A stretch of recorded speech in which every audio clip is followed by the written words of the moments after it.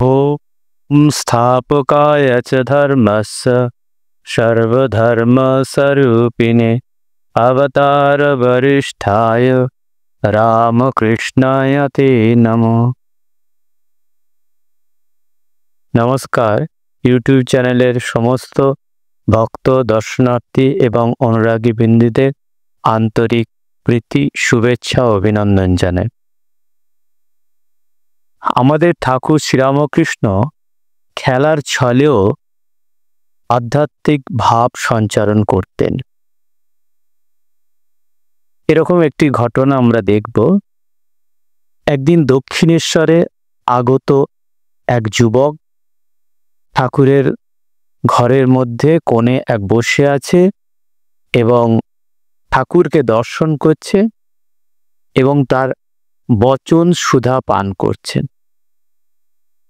ক্রমে ভক্তগণ একে একে উঠে গেল, শুধু কোণে পড়ে আছেন সেই যুবক ভক্ত।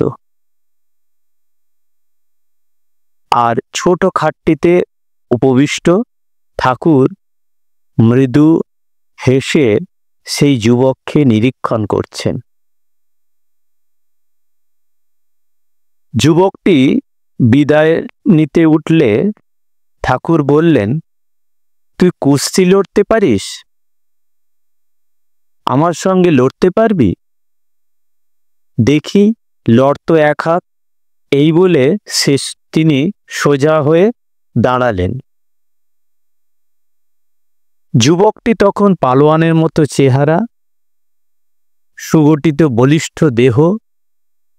তিনি খুব ব্যায়াম করতেন, 200 ডন এবং 250 বৈঠক দিতে পারেন। আর কুস্তি লড়াটাকে তার মতো যুবকেরই কর্ম বলে মনে করতেন।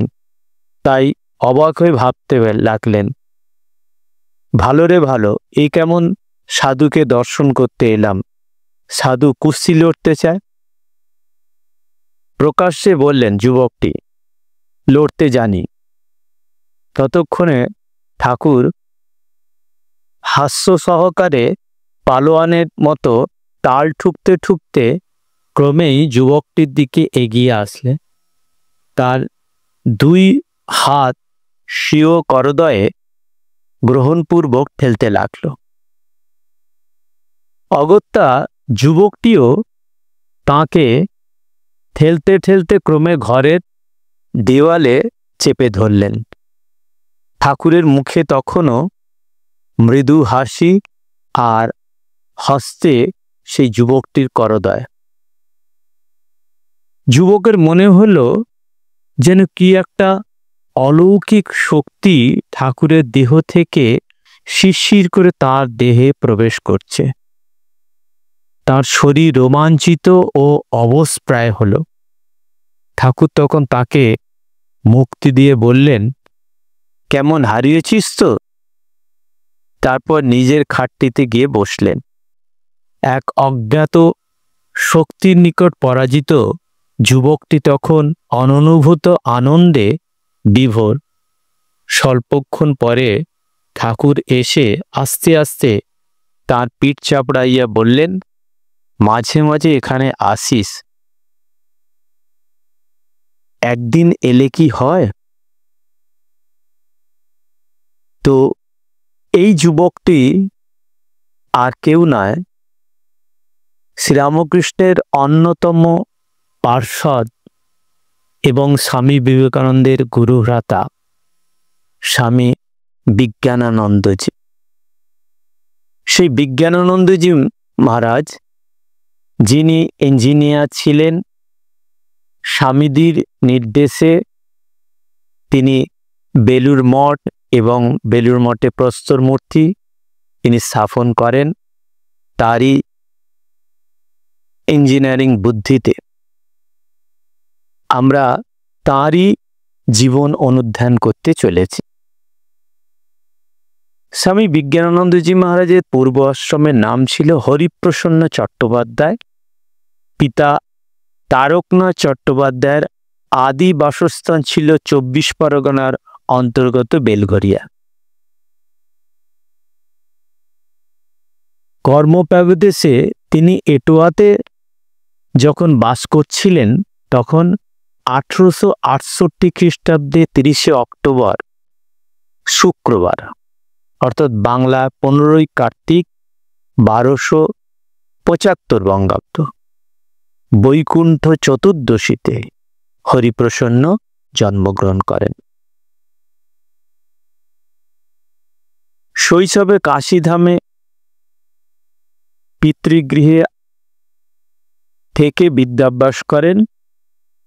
পরে বেলঘরিয়া আদি পিতৃগৃহে আসেন। তার পিতা ইংরেজ সরকারের কমিশনারিয়েট কাজ করতেন।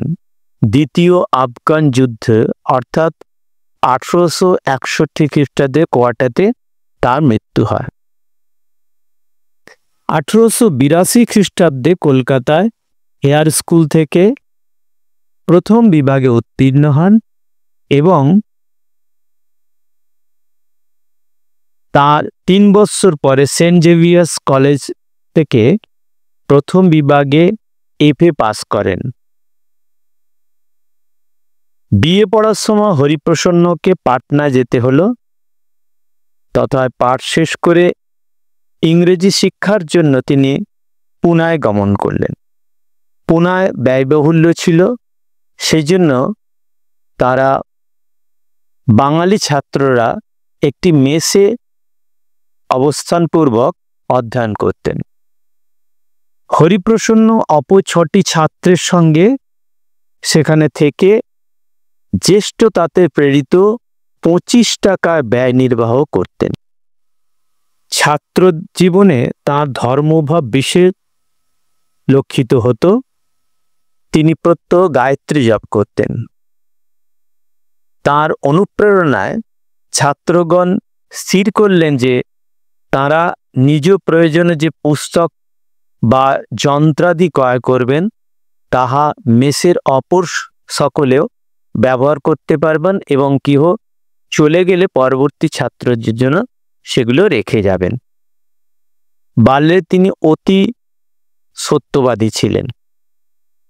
একদিন একটি ঘটনা, তার মাতা নকুলেশ্বরী দেবী তাকে মিথ্যাবাদী বলেন এবং তিনি প্রবল প্রতিবাদ জানান। এতেও যখন মায়ের প্রত্যয় না হয় তখন ক্ষোভ সহকারে তিনি বলছেন, আমি যদি মিথ্যা কথা বলে থাকি তবে আমি ব্রাহ্মণ নই, এবং তৎক্ষণাৎ নিজের উপবীতটা ছিঁড়ে সে ফেলে দিলেন।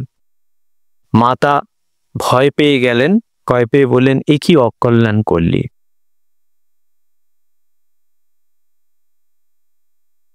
পুনা কলেজের নিয়ম ছিল, যখন পুনা কলেজে পড়ছেন তখন নিয়ম ছিল 2 জন ছাত্রকে, প্রথম এবং দ্বিতীয় স্থানকারী ছাত্রকে তারা যথাক্রমে মুম্বাই এবং ভারত সরকারের চাকরি পেতেন, মানে চাকরি দিতেন। আর মেধাবী ছাত্র হরিপ্রসন্ন প্রথম না হোক দ্বিতীয় তো হবেই, এ বিষয়ে কারো সন্দেহ ছিল না। কিন্তু সহপাঠী রাধিকা প্রসাদ একান্ত দরিদ্র ও তার চাকরির বিশেষ প্রয়োজন ছিল। সেই জন্য হরিপ্রসন্ন সেই বন্ধুর রাধিকা প্রসাদের চাকরির জন্য তিনি ওই বছর পরীক্ষা দিলেন না। যদিও সেই রাধিকা প্রসাদ তিনি প্রথম বা দ্বিতীয় স্থান অধিকার করতে পারেননি, কিন্তু রাধিকা প্রসাদ তাঁর এই সহৃদয়তার জন্য চিরজীবন তাকে মনে রেখেছে এবং তিনি মুগ্ধ হয়েছিলেন এরকম একটা ঘটনা। পরবর্তী বৎসরে অর্থাৎ 1892 খ্রিস্টাব্দে হরিপ্রসন্ন পরীক্ষায় দ্বিতীয় স্থান অধিকার করলেন। এই দ্বিতীয় স্থান অধিকার করেছেন কেন? কারণ প্রথম স্থান অধিকার করাটা তার কাছে কোনো ব্যাপার ছিল না, কিন্তু ভূতত্ত্বের যিনি অধ্যাপক ছিলেন, খ্রিস্টান অধ্যাপক, তিনি একবার হিন্দু ধর্মের নিন্দা করেছিলেন এবং তার প্রতিবাদ করেছিলেন। সেই ঔদ্ধত্যপনার জন্য তাকে সেই সাবজেক্টে কম নাম্বার দেওয়ায় তিনি দ্বিতীয় স্থান অধিকার করা। তিনি ঠাকুরকে দেখেন খুব বালক অবস্থাতে। যখন বেলঘরিয়া পিতৃগৃহে বাস করছিলেন তখন তার এই পূর্ণ দর্শন লাভ হয়। তিনি বিকেলবেলা খেলছেন নুনকোট খেলা, সেই খেলা খেলছেন এবং তিনি এক সঙ্গীর কাছে খবর পেলেন যে পরমহংস মহাশয় উদ্যানে আসছেন। সেটা সময় 1879 খ্রিস্টাব্দে 15 সেপ্টেম্বর কেশবের সঙ্গে মিলিত হবে এবং সেখানে গিয়ে তিনি দেখতে গিয়েছেন। যদিও সেই দর্শনটা একটু আবছা, তখন ছোট, তারপরে একটা সাধু মানুষদের প্রতি একটা ভীতিও ছিল, গেরুয়ার প্রতি ভীতি ছিল, এরকম একটা। দ্বিতীয় দর্শন হয় গোবিন্দ মুখার্জির বাড়িতে 18 ফেব্রুয়ারি 1883 খ্রিস্টাব্দে। তিনি দেখছেন সেই দর্শনটা, বলছেন ঠাকুর সাদা কাপড় পরা দাঁড়িয়ে আছেন, এক অদ্ভুত দৃশ্য, মুখের ভাব যেন পাকা ফুটি যেমন ফেটে যায়, মুখে বিকৃতি নয়, একদম একটা হাস্যময়, মানে শরীরের সব শক্তি যেন তার উপরের দিকে উঠে যাচ্ছে এবং মুখ দিব্য ভাব আর ধরতে পারছে না, এরকম ভাবে বলছেন। দাঁত একটু বেরিয়ে আছেন, এইগুলো তিনি বলছেন। এবং রামপ্রসাদী চোখ যেন দেখছে বিভোর হয়ে, সেই চোখে যে আমরা যে ঠাকুরের দৃশ্য দেখতে পাই, চোখ অর্ধ বুজে আছে এবং তিনি যেন ভিতর দিকে দেখছেন সমস্ত কিছু, এইটা তিনি বর্ণনা করেন। 1893 নভেম্বর মাসে তার দর্শন হচ্ছে সহপাঠী শারদানন্দজি মহারাজ এবং বরদা পালের সঙ্গে তিনি নৌকা যোগে গেলেন দক্ষিণেশ্বরে গিয়ে শুনলেন যে সেখানে ঠাকুর তখনই বেরিয়ে যাবেন কলকাতার অভিমুখে। তিনি সেখানে বাবুরাম মহারাজ ছিলেন বসে মেঝেতে, তার কাছে জানতে চাইলেন যে সেখানে গেলে কোনো আপত্তি আছে কিনা। তো ঠাকুর বললেন, না, সেখানে আপত্তি নেই, তোমরা যেতে পারো। তো তিনার সেখানে বিকেলে আবার নৌকোযোগে সিঁদুরিয়াপট্টির বাড়িতে মণি মল্লিকের সিঁদুরিয়াপট্টির বাটিতে অপরাহ্ন 4টের সময় সেখানে উপস্থিত হলেন এবং সেই দিন ঠাকুরের দেখা করে গৃহে ফিরতে বেশ দেরি হয়েছিল এবং দেরি হলে জননী জিজ্ঞাসা করছে, কোথায় গিয়েছিলিস? হরিপ্রসন্ন বললেন যে পরমহংস নিকট গিয়েছিলাম। শুনে মাতা ভর্ৎসনাপূর্বক বললেন, সেই পাগলার ওখানে গেছিলি যে 350 ছেলের মাথা খারাপ করে দিয়েছে? গর্ভধারিণীর এই কথার উল্লেখ করে হরিপ্রসন্ন মহারাজ পরে বলতেন, সত্যি মাথা খারাপ বটে, এখনো মাথা গরম হয়ে আছে। হরিপ্রসন্ন মধ্যে মধ্যে ঠাকুরের নিকট যান। আসতে দেরি দেখলে ঠাকুর শরৎ প্রভৃতিকে দেখিয়ে ডাকিয়ে পাঠাতেন। একদিন এরকম ভাবে তিনি সংবাদ পেয়ে দক্ষিণেশ্বর উপস্থিত হলেন। ঠাকুর জিজ্ঞেস করেছে, কিরে কেমন আছিস? আজকাল আসা যাওয়া একেবারে কমিয়ে দিয়েছিস, ডেকে পাঠালেও কেন আসিস না? উত্তরে হরিপ্রসন্ন সরলভাবে বলতে এলে, ইচ্ছে হয় না। তখন এতে ঠাকুর হাসলেন মাত্র এবং জিজ্ঞাসা করলেন, ধ্যান টান করিস তো? হরিপ্রসন্ন বললেন, ধ্যানের চেষ্টা করে বটে, তবে হয় না, ধ্যান হয় না। ঠাকুর তখন তাকে কাছে ডেকে জিহ্বায় একটা কিছু লিখে দিলেন এবং পঞ্চবটিতে ধ্যান করতে পাঠালেন। কোনো প্রকারে তিনি পঞ্চবটিতে গিয়ে বসলেন এবং বিহ্বল হয়ে গেছেন। বলছে যে ঠাকুরের স্পর্শে ধ্যান করতে পাঠালেন, ঠাকুরের স্পর্শে সেদিন যেন তিনি বিহ্বল হয়ে গেছে, পা যেন চলছে না। কোনো প্রকারে তিনি পঞ্চবটিতে গিয়ে বসলেন, আর তারপর আর কোনো বাহ্য জ্ঞান ছিল না।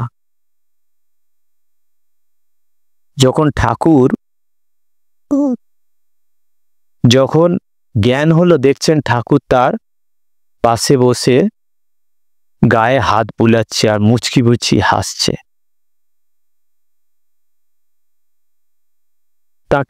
ঠাকুর তাকে ঘরে নিয়ে এসে বসালেন এবং সাধন সম্বন্ধে উপদেশ দিলেন আর বললেন, দেখ, তোরা হচ্ছিস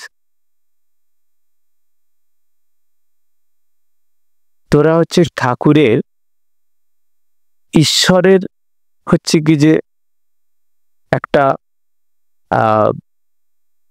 কি বলে, ঈশ্বরের একটা ভালো জিনিস। তোদের যেমন হচ্ছে কি যে কোনো ঠাকুরকে কোনো জিনিস দিতে গেলে, ঈশ্বরকে যেমন নিবেদন করতে গেলে সেটা কাগে ঠোকরানো জিনিস যেমন চলে না, সেই রকমভাবে ঠাকুর তাদের উপদেশ দিচ্ছেন যে স্ত্রীলোকের সঙ্গে একদম সাবধান, তারা যেন কোনো রকম, তারা এমনকি ভক্তিতে গড়াগড়ি করলেও তাদের কাছ থেকে দূরে থাকতে বলছেন।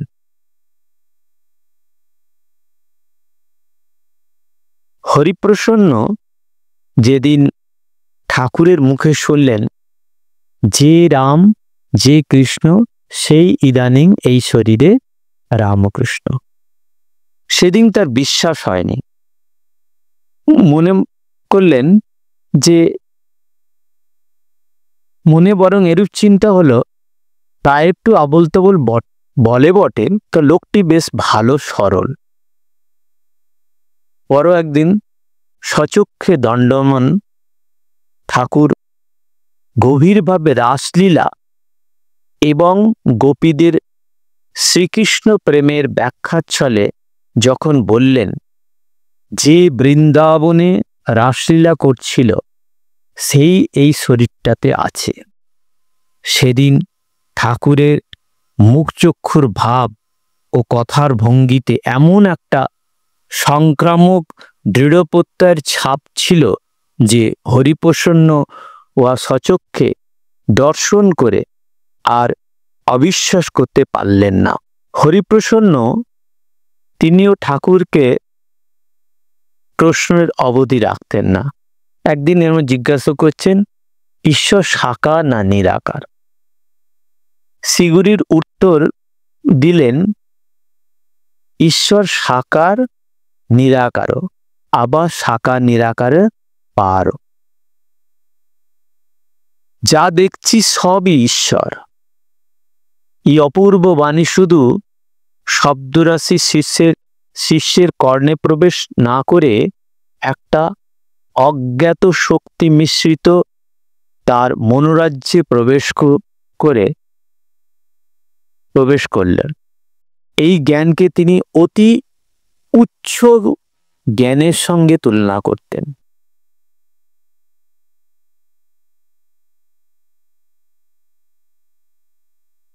তাই বলছেন যে মনে রাখতে হবে, হরিপ্রসন্ন কান্ট, হেগেল প্রভৃতি পাশ্চাত্য দার্শনিকের মতবাদ অবগত ছিলেন এবং তিনি তর্ক করতে ভালোবাসতেন। হরিপ্রসন্ন শ্রীরামকৃষ্ণকে শেষ দর্শন করেন এক রাত্রে। তখন ঠাকুরের গলরোগে প্রারম্ভ অবস্থা। তারপর তিনি বাঁকিপুরে পড়তে চলে যান এবং সেখানে ঠাকুরের লীলাবসানের সংবাদ প্রাপ্ত হন। খবর বাঁকিপুরে পৌঁছাবার পূর্বদিন তিনি প্রত্যক্ষ করলেন ঠাকুর সশরীরে সম্মুখে দণ্ডায়মান।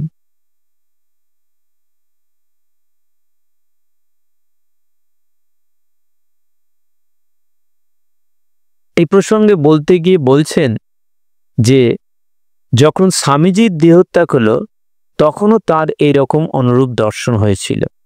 হরিপ্রসন্ন তখন এলাহাবাদের গুডশেড রোডের উপর ব্রহ্মবাদীন ক্লাবে থাকেন।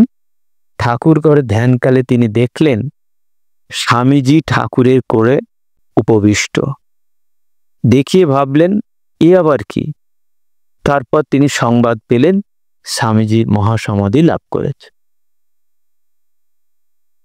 পুনে থেকে ইঞ্জিনিয়ারিং পাস করে হরিপ্রসন্ন 1893 খ্রিস্টাব্দে গাজীপুরের ডিস্ট্রিক্ট ইঞ্জিনিয়ার নিযুক্ত হন। গাজীপুরে অবস্থানের সুযোগে তিনি একবার পাহাড়ি বাবাকে দর্শন করেন। গাজীপুর ব্যতীত এটোয়া, বুন্দল শহর, মিরাট ও মধ্যপ্রদেশের কয়েকটি স্থলে তিনি কার্য উপলক্ষে অবস্থান করেন। যখন যেখানেই থাকুক না, তিনি কিন্তু গুরু ভ্রাতাদের সঙ্গে ঘনিষ্ঠ সম্পর্ক রাখতেন।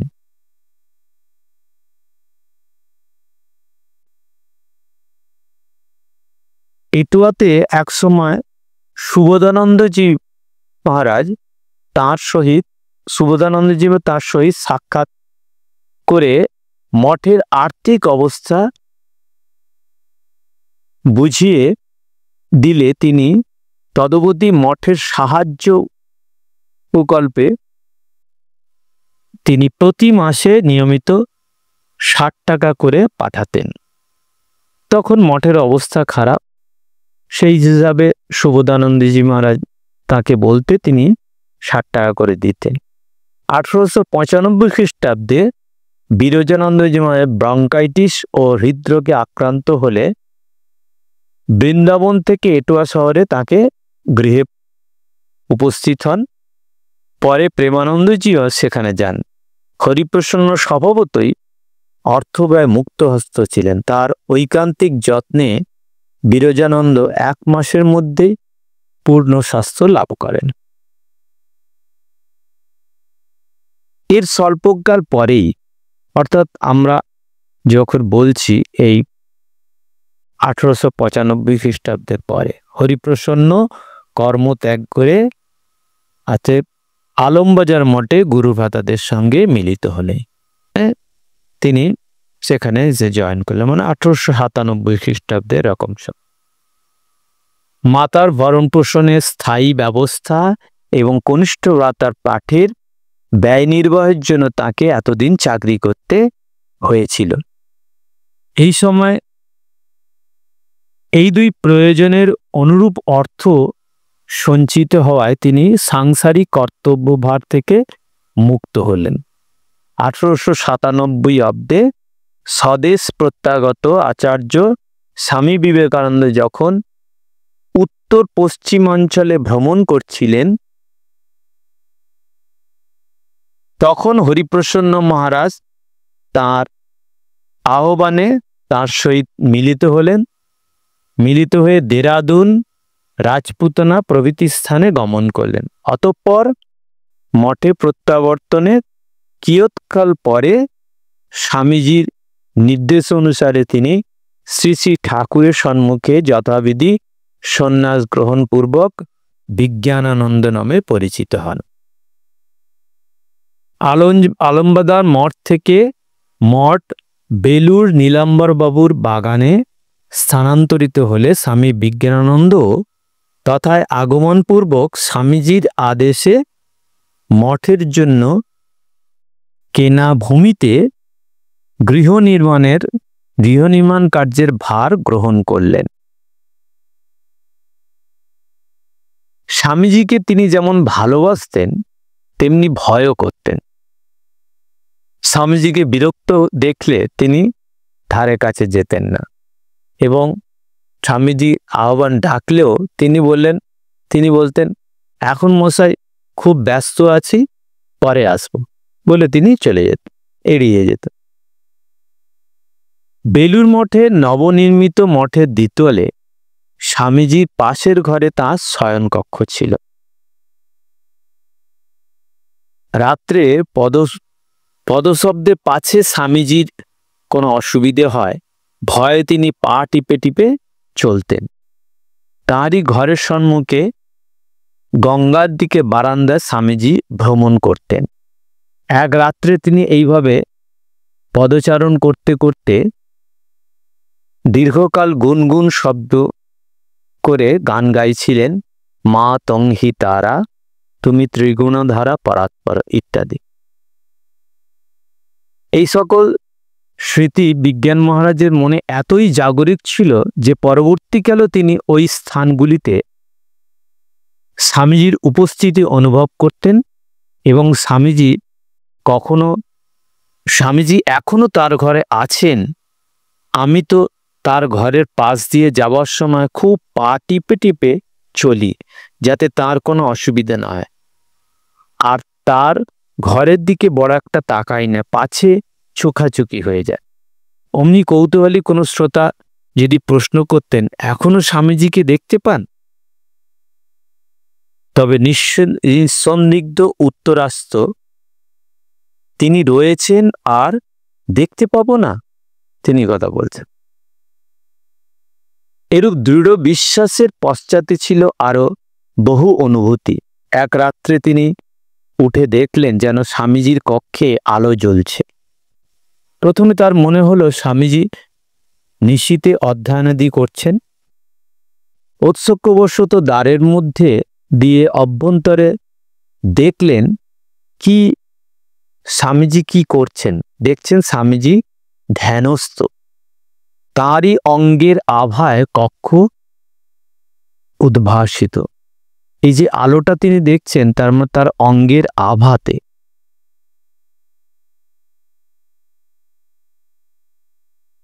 আরেকটি ঘটনা তিনি বলছেন, স্বামী বিজ্ঞানানন্দের ঐকান্তিক পরিশ্রম ও স্থাপত্য কৌশলে মঠের মূল বাটি এবং পূজাগৃহ সমাপ্ত হলে তার প্রস্তাবে অর্থাৎ স্বামীজি গঙ্গার ধারে পোস্তা নির্মাণের ব্যবস্থা করতে বললেন।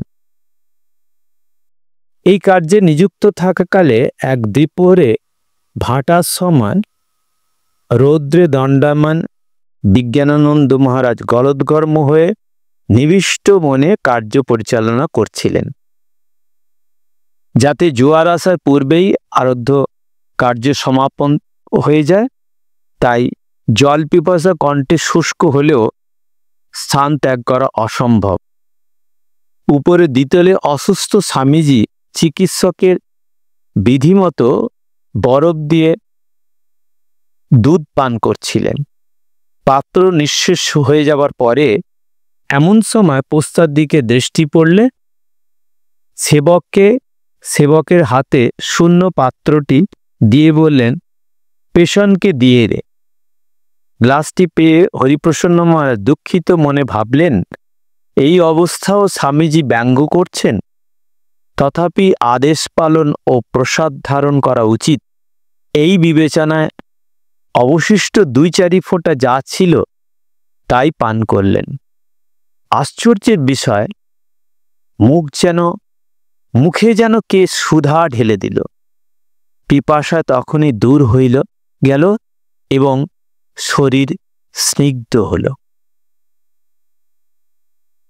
এই হচ্ছে কি যে স্বামীজি তার গুরু ভ্রাতার প্রতি এই অশেষ কৃপা এবং বিজ্ঞানানন্দজি তার গুরু ভ্রাতার প্রতি শ্রদ্ধা, এইটা শ্রদ্ধা এবং পরস্পরের যে আশীর্বাদ বা কৃপা, এটার মধ্যে যেন ওতপ্রোত ভাব।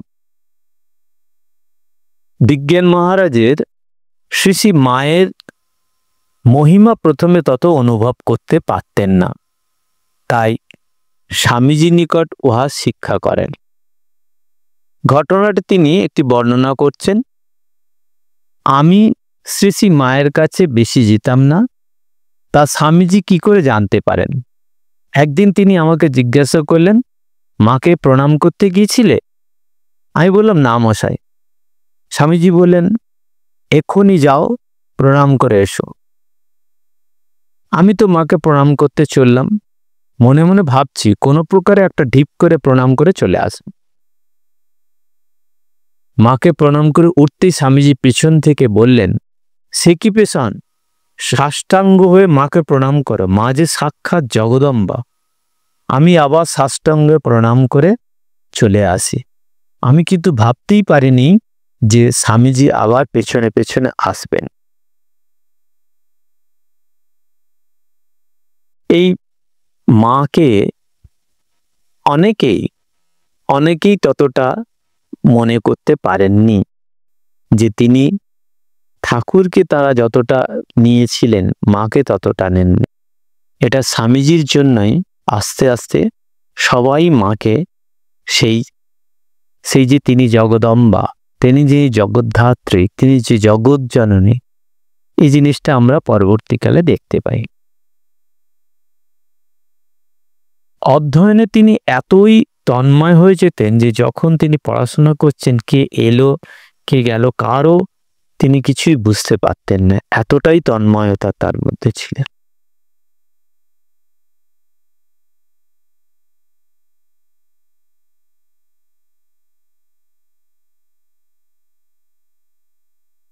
কেউ ভক্ত তাকে উপদেশ চাইলে স্বভাব স্বল্পভাষী বিজ্ঞান মহারাজ দু চার কথায় উত্তর দিতেন কিংবা নীরব থাকতেন। পীড়াপড়ি করলে বলতেন, ছেলেবেলায় বর্ণ পরিচয়ে যা যা পড়েছে তাই জীবনে সাধন করো, অর্থাৎ সদা সত্য কথা কইবে, পরের দ্রব্য না বলিয়া লইলে চুরি করা হয়।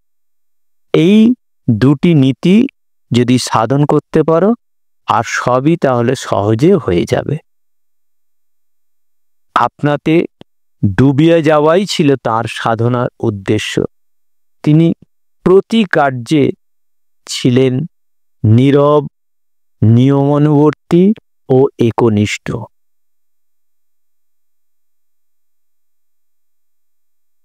1816 থেকে 18 খ্রিস্টাব্দে, এই 1916 থেকে 18 খ্রিস্টাব্দে তিনি রক্ত আমাশয় খুব ভুগছিলেন। অপরকে কষ্ট দিতে পরাঙ্মুখ এবং সর্বদা আপন ভাবে থাকতে অভ্যস্ত বিজ্ঞান মহারাজের ওই সময়ের অবস্থা যেমন কষ্টদায়ক তেমনি শিক্ষাপ্রদ। দীর্ঘকাল রোগ যন্ত্রণা ভুগিতে থাকিলে তিনি কাহারও সেবা গ্রহণ না করে নিজ কক্ষে একাকী শয়ন করে থাকতেন। তিনি এতটাই নিজের উপর নির্ভরশীল এবং একই সঙ্গে ঠাকুরের উপরে। শেষ বয়সে তার পা ফুলে গেছে। ফুলেছে দেখে বেলুর মঠে জনৈক সাধু তাকে বলেছিলেন, একজন ডাক্তার দেখালে ভালো হয়। তাতে তিনি উত্তর দিয়েছিলেন, আমার ডাক্তারের উপর মোটে বিশ্বাস নেই। সাধুটি জানালেন যে একজন খুব বড় ডাক্তার মঠে যাতায়াত করেন, তাকেই ডাকা হবে। বিজ্ঞানানন্দে জিজ্ঞাসা করলেন, তার চেয়ে বড় ডাক্তার আছে? উত্তর দিলেন, নীলরতনবাবু তার চেয়ে বড়। আবার প্রশ্ন হলো, তার চেয়ে বড়?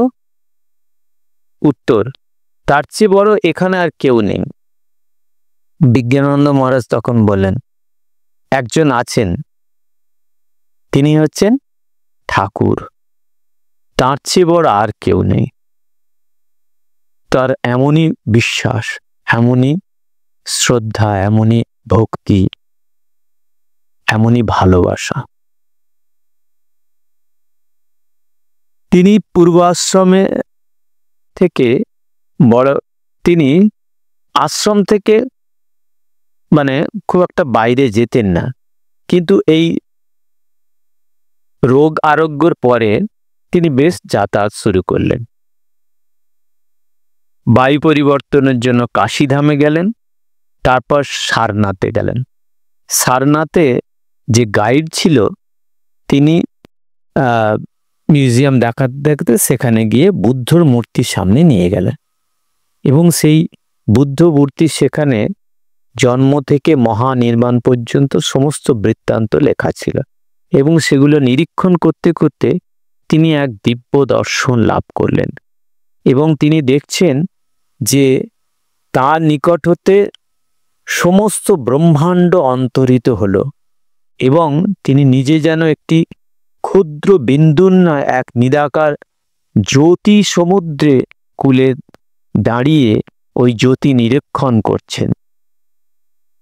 ক্রমে তার সত্তা যেন সেই সমুদ্রে বিলীন হলো, রইল শুধু শান্তি, জ্ঞান ও আনন্দ। এই ভাব কতক্ষণ ছিল তাহা তিনি জানেন না। সারনাথ থেকে তিনি যখন ফিরছিলেন তখন তিনি বিশ্বনাথ দর্শন করতে যান এবং সেখানেও তিনি দেখছেন যে বিশ্বনাথের লিঙ্গ নাই, জীব জগৎ কিছুই না, এক নিরাকার সত্তা মাত্র বিদ্যমান। এই দর্শন তাঁর হচ্ছে। কাশীতে আর এক সময় তিনি বিশ্বনাথ দর্শন যায়। সেবারে বিশ্বনাথের বাটি নির্মাণের জন্য তিনি এলাহাবাদে সেখানে সেবাশ্রমের বাটি নির্মাণের জন্য তিনি এলাহাবাদ হতে কাশীতে যান এবং স্টেশন থেকে এক্কা করে বিশ্রামের এই সেবাশ্রমের দিকে অগ্রসর হন। পথে এক মোড়ে গাড়ি উল্টে যায় এবং চাকার মধ্যে পা ঢুকে যায় এবং তার উপরে কিছু বাক্স, ভারী বাক্স তা পড়ে যায় এবং তিনি কোনো প্রকারে সেবাশ্রমে ফিরে আসেন। ডাক্তার দেখালেন এবং সেই রাত্রে সেই সময়ে আঘাতের ফলে জ্বর হলো এবং বিছানায় পড়ে ছটফট করতে লাগলেন।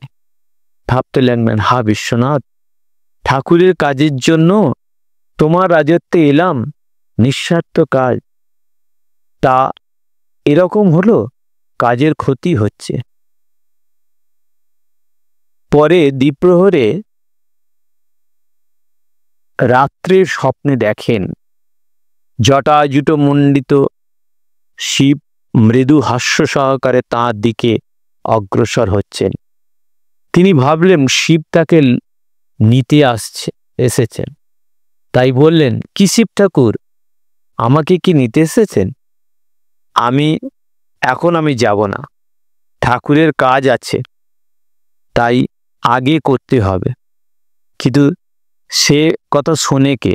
শিব হাসতে হাসতে অগ্রসর হয়ে তাকে গাঢ় আলিঙ্গন করলেন এবং হিমস্পর্শে তার সমস্ত যন্ত্রণা দূর হয়ে গেল। শিবকে তিনি বললেন, এখন তবে এসো, ঠাকুরের কাজ করতে হবে। পরদিন উঠে দেখেন জ্বরও নাই, পায়ের ব্যথাও নাই, সব সেরে গেছে।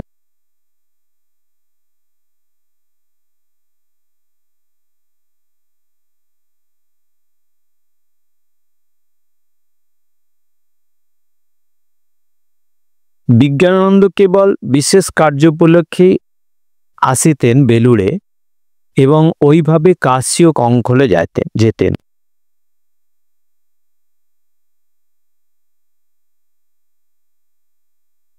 এছাড়া তার সন্ন্যাস জীবনের অধিকাংশ সময়ে প্রয়াগে অতিবাহিত হয়েছিল। সেই জীবনে বৈচিত্র্য না থাকলেও গভীরতা ছিল। ধ্যান, জপ, তপস্যা ও বিদ্যা অনুশীলনে তার প্রতি মুহূর্ত পরিপূর্ণ ছিল। প্রয়াগে গরমে দ্বিপ্রহরে ব্রহ্মবাদীন ক্লাবের দোতলায় এক কক্ষে বসে তিনি বাংলাতে জল সরবরাহের কারখানা ও সূর্য সিদ্ধান্ত লিখেছিলেন। 1919 খ্রিস্টাব্দে ব্রহ্মানন্দ মহারাজের আহ্বানে তিনি স্বামীজির মন্দির নির্মাণের অর্থে বেলুড়ে আগমন করেন। স্বামীজির প্রতি অসীম ভক্তির সহিত মহারাজেরও প্রতি অনুপম শ্রদ্ধা ভালোবাসা মিশ্রিত হয়ে তাকে ওই কার্যে প্ররোচিত করেছিলেন। তিনি একদিন বলেছিলেন যে মহারাজের সহিত তার ভাবগত সদৃশ্য ছিল। তাহাদের উভয়েরই বহু দর্শনার্থী হতো। জীবনের অন্তিমকালে তাকে দাক্ষিণাত্যের সৌরাষ্ট্র, পেশোয়ার, সিংহল, ব্রহ্মদেশ প্রভৃতি অঞ্চলে যেতে হয়েছিল। এতদ্ব্যতীত পূর্ববঙ্গেও তাঁর পদার্পণ হয়েছিল। 1931 খ্রিস্টাব্দের শেষভাগে তিনি দক্ষিণ ভ্রমণে গমনপূর্বক কাঞ্চি ও মাদুরা দর্শনান্তে ত্রিবান্ধম হয়ে কন্যাকুমারীতে উপস্থিত হন। 1933 অব্দের এপ্রিল মাসে তিনি দিল্লি ও লাহোর হয়ে পেশোয়ার এবং লান্ডিকোটালে গমন করেন। তিনি সিংহলে ভ্রমণ করতে গিয়েছিলেন ওই বৎসরে। সিংহলে অবস্থানকালে তিনি কেলানিয়া মন্দির, কান্ডির দন্ত মন্দির এবং অনুরাধাপুরমের বোধিবৃক্ষ বৌদ্ধের এই 3টি প্রধান তীর্থ দর্শন করেন। রেঙ্গুন থেকে তাকে পেগু শহরে শায়িত বুদ্ধ মূর্তি দেখাতে নিয়ে যাওয়া হয়েছিল। সেই মূর্তি সম্মুখে তিনি বিহ্বল চিত্ত দীর্ঘকাল দণ্ডায়মান রইলেন। এদিকে সকলেই ফিরতে উদ্গ্রীব, কিন্তু ধ্যানমগ্ন মহাপুরুষ তখন কালাতীত। অতঃপর তিনি অকস্মাৎ বলে উঠলেন, চলো চলো তাড়াতাড়ি যাই। তিনি এই বুদ্ধ মূর্তির সামনে দেখতে পাওয়া যাচ্ছে প্রায় তিনি একদম ভাব বিহ্বল হয়ে যেতেন এবং প্রায় সমাধি হয়ে যেত। স্বামী বিজ্ঞানন্দের জীবনের একটি প্রধান ঘটনা বেলুড়ে শ্রীরামকৃষ্ণ মন্দিরের ভিত্তি পুনঃপ্রতিষ্ঠা ও পরে ওই মন্দিরে মর্মর মূর্তিতে ঠাকুর প্রতিষ্ঠা। 1897 খ্রিস্টাব্দের শেষ ভাগে স্বামী বিবেকানন্দের সঙ্গে বিজ্ঞানন্দ যখন ভারতে উত্তর পশ্চিম অঞ্চলে ভ্রমণ করছিলেন, তখন তারা ভারতের স্থাপত্য শিল্প পুঙ্খানুপুঙ্খরূপে পর্যবেক্ষণ ও শ্রীরামকৃষ্ণের ভাবী মন্দির কিরূপ হওয়া উচিত তা আলোচনা করতেন। 1929 খ্রিস্টাব্দে শিবানন্দজি মন্দিরের ভিত্তি প্রতিষ্ঠা করেন, কিন্তু পরে মন্দিরের স্থান কিঞ্চিত পরিবর্তিত হওয়ায় বিজ্ঞানানন্দজি 1935 অব্দের গুরু পূর্ণিমাতে নিরূপিত স্থানে পুনঃ তাম্রফলক স্থাপন করেন। তারপর বৎসর 10ই মার্চ হতে মন্দিরের নির্মাণ কার্য আরম্ভ হয়। মন্দিরটি যাতে সুচারুরূপে অথচ শীঘ্র সমাপ্ত হয় এই বিষয়ে বিজ্ঞানানন্দজি বিশেষ আগ্রহ দেখাতেন এবং বেলুড়ে বাসকালে কার্য কিরূপ অগ্রসর হইতেছে স্বয়ং দেখিতে চাইতেন। 1937 অব্দে জগদ্ধাত্রী পুজোর দিন মন্দির প্রতিষ্ঠার কথা হয়েছিল এবং তিনি ওই জন্য বেলুড়ে এসেছিলেন, কিন্তু গর্ভমন্দিরের কার্য সমাপ্ত না হওয়ায় তিনি বলেছিলেন, তোমরা বাপু বড্ড দেরি করো, যত শীঘ্র পারো প্রতিষ্ঠার কার্য শেষ করে ফেলো, আর বেশি দেরি করে না। তিনি আরও বলছেন, স্বামীজি মন্দিরে প্ল্যান করেন কিন্তু মন্দির হয়নি। রাজা মহারাজ চেষ্টা করেন, তিনিও করতে পারলেন না। মহাপুরুষ ভিত্তি স্থাপন করেন, তিনিও করতে পারলেন না। সবাই একে একে চলে গেলেন। তাই বলছি, যত শীঘ্র পারো তোমরা কাজ শেষ করে নাও, দেরি করো না। এই কথার তাৎপর্য সকলেই বুঝতে পারলেন। সুতরাং মন্দিরের সমাপ্তি পর্যন্ত অপেক্ষা না করে নাট মন্দিরের সমাপ্তি পর্যন্ত অপেক্ষা না করে গর্ভমন্দিরে শ্রীরামকৃষ্ণের মর্মর বিগ্রহ স্থাপন পূর্বক 1938 খ্রিস্টাব্দের 14ই জানুয়ারি পৌষ সংক্রান্তির দিন মন্দির প্রতিষ্ঠা কার্য সমাপনের সংকল্প গৃহীত হল। প্রতিষ্ঠার দিন পূর্বেই তিনি এলাহাবাদে আসলেন। অতঃপর শুভ দিন ব্রাহ্ম মুহূর্তে আত্মারামের কৌটা পুরাতন ঠাকুরঘর থেকে নিচে নামিয়ে আনা হলো এবং উহা নিয়ে অতি বৃদ্ধ বিজ্ঞান মহারাজ মোটর গাড়িতে উঠিলেন। গাড়ি লাল সালুর উপর দিয়ে ধীরে ধীরে নতুন মন্দিরের সিঁড়ি নিচে উপস্থিত হল এবং তিনি নামলেন এবং আত্মারামের কৌটা নিয়ে মন্দিরে প্রবেশপূর্বক বেদিতে স্থাপন করলেন।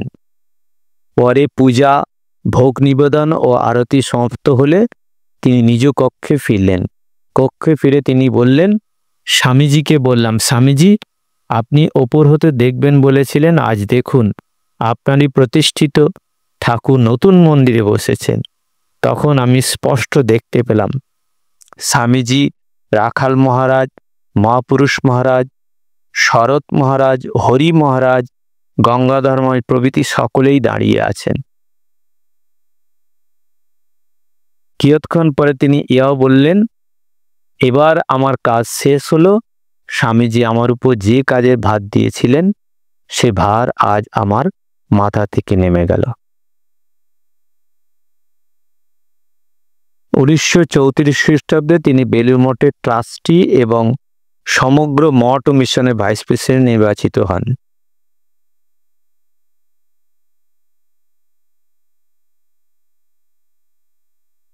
উনিশশো অব্দে শ্রীরামকৃষ্ণ উৎসবে তিনি শেষবার বেলুড় মঠে আগমন করেন।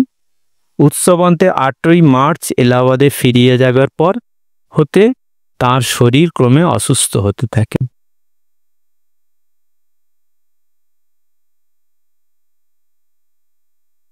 চিরকাল স্বাবলম্বী ঈশ্বরপরায়ণ তিনি জাগতিক প্রতিকার ও চিকিৎসা দিতে বিশ্বাস করতেন না। সুতরাং প্রতিদিন অবস্থার অবনতি হতে থাকলেও কাহারও সেবা গ্রহণ বা কোনরূপ চিকিৎসা সম্মত হইলেন না, বরং বাইরে লোকের আসা যাওয়া বন্ধ করে দিলেন। এদিকে আবার যথাসময়ে চেয়ারে বসে দৈনন্দিন কার্যের নির্দেশও দিতে থাকলেন। কিন্তু 9 এপ্রিল তাকে শয্যা গ্রহণ করতে হলো। তখন সেবকদের একান্ত অনুরোধে তিনি সামান্য হোমিওপ্যাথি চিকিৎসা সম্মতি জানালেন। ডাক্তার এসে বললেন বেরি বেরি হয়েছে। ওই সময় রাত্রে প্রায় তিনি মা মা শব্দ উচ্চারণ করতেন। আহারাদি সমস্ত বন্ধ হয়ে গিয়েছিল। মধ্যে মধ্যে জলপান করিতেন মাত্র।